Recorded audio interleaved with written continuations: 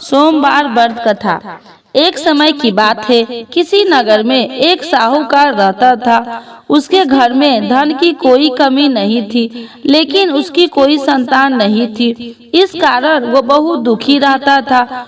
पुत्र प्राप्ति के लिए वह प्रत्येक सोमवार को व्रत रखता था और पूरी श्रद्धा के साथ शिव मंदिर जाकर भगवान शिव और पार्वती जी की पूजा करता था। उसकी भक्ति देखकर एक दिन माँ पार्वती प्रसन्न हो गई और भगवान शिव से उस साहूकार की मनोकामना पूर्ण करने की आग्रह किया। पार्वती जी की इच्छा सुनकर भगवान शिव ने कहा कि हे पार्वती, इस संसार में हर प्राणी को उसके कर्मों का फल मिलता है और उसके भाग्य में जो हो उसे भोगना ही पड़ता है। लेकिन पार्वती जी ने साहूकार की भक्ति का मान रखने के लिए उसकी मनोकामना पूर्ण करने की इच्छा जताई। माता पार्वती के आग्रह पर शिव जी ने साहूकार को पुत्र प्राप्ति का वरदान तो दे दिया, लेकिन साथ ही यह भी कहा कि उसके बालक की आयु केवल 12 वर्ष होगी। माता पार्वती और भगवान शिव की बातचीत को साहूकार सुन रहा था। उसे न तो इस बात की खुशी थी और न ही दुख। वह पहले की भांति शिव जी की पूजा करता रहा। कुछ समय के बाद साहूकार के घर में एक पुत्र का जन्म हुआ।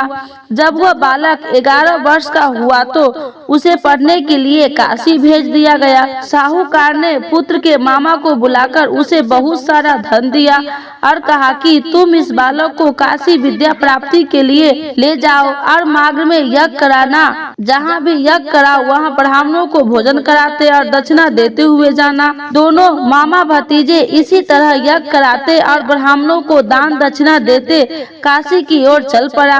रात एक नगर पड़ा, जहाँ नगर में राजा की कन्या का विवाह था, लेकिन जिस राजकुमार से उसका विवाह होने वाला था वह एक आंख से कन्हा था। राजकुमार के पिता ने अपने पुत्र के कन्हा होने की बात को छुपाने के लिए चाल सोची। साहूकार के पुत्र को देखकर उसने मन में एक विचार लाया। उसने सोचा, क्यों न इस लड़के को दूल्हा बनाकर राजकुमारी से विवाह करा दूं। विवाह के बाद उसको धन देकर विदा कर दूंगा और राजकुमारी को अपने नगर ले जाऊंगा।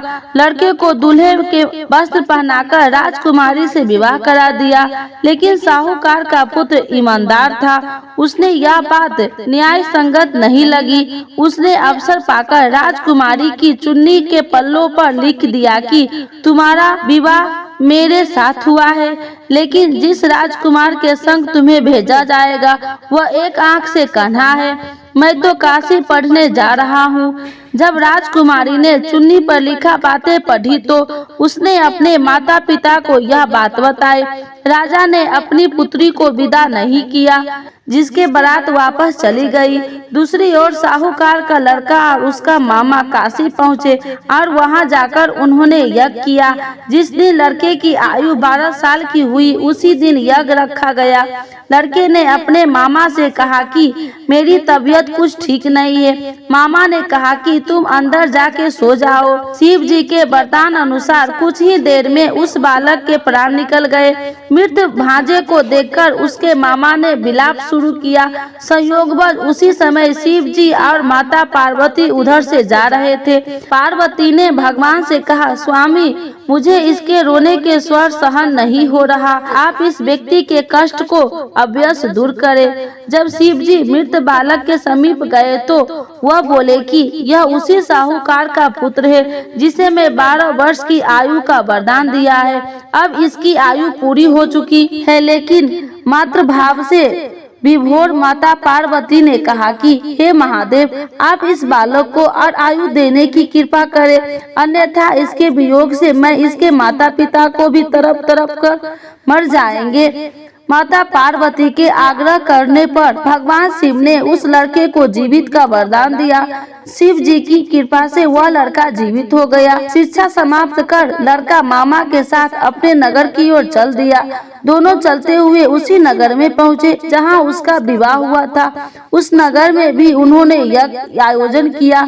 उस लड़के के ससुर ने भी उसे पहचान लिया और महल में ले जाकर उसकी खातिरदारी की और अपनी पुत्री को विदा विदा किया। इधर साहूकार और उसकी पत्नी भूखे प्यासे रहकर बेटे की प्रतीक्षा कर रहे थे।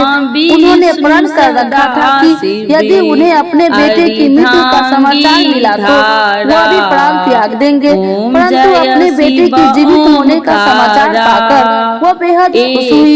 उसी रात भगवान शिव ने व्यापारी का स्वप्न में आकर कहा कि हे श्रेष्ठ, मैंने तेरे सोमवार के व्रत करने और व्रत कथा सुनने से प्रसन्न होकर तेरे पुत्र को लंबी आयु प्रदान की है। इसी प्रकार जो कोई सोमवार व्रत करता है या कथा सुनता है और पढ़ता है, उसके सभी दुख दूर होंगे और समस्त मनोकामनाएं पूर्ण होंगे। बोलिए शिव जी की जय, माता पार्वती की जय। भुजी दसी भुजी अति सोहे, तीन गुण रूप निरखिते, तिरुवनि जन मोहे।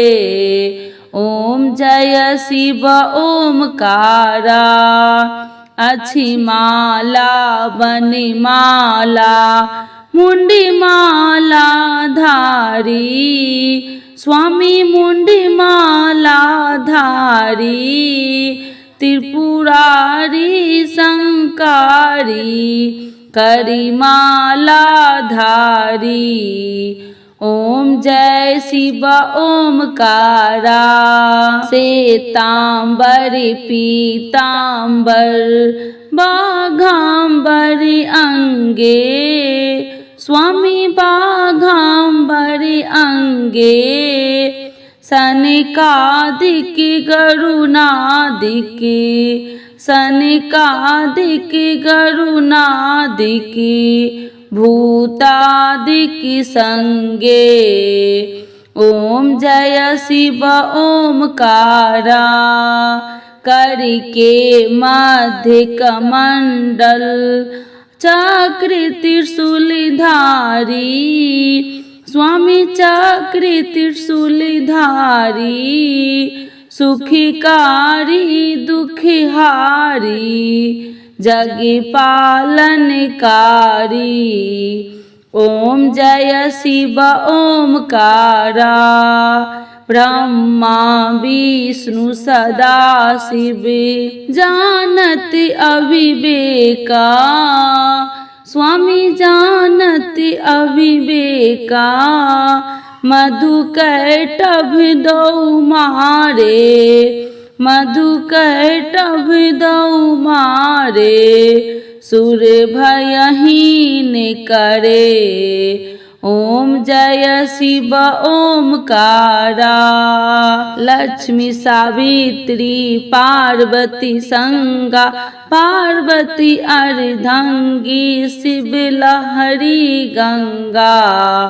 ओम जय शिव ओमकारा, पार्वती सोहे पार्वती, शंकर कैलासा, स्वामी शंकर कैलासा, भांग धतूर का भोजन भस्म वसा।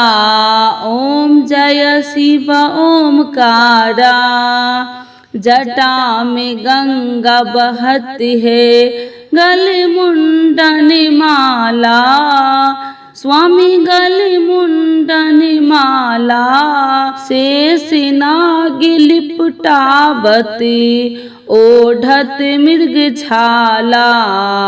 ओम जय शिव ओमकारा, काशी में विराजे विश्वनाथ नंदी ब्रह्मचारी, स्वामी नंदी ब्रह्मचारी, नित्य उठी दर्शन पावती, नित्य उठी दर्शन पावती, महिमा अति भारी। ओम जय शिव ओमकारा, त्रिगुण स्वामी जी की आरती, जो कोई नर गावे, स्वामी जो कोई जन गावे, कहत शिवानंद स्वामी, मन वांछित फल पावे। ओम जय शिव ओमकारा, प्रभु हर शिव ओमकारा।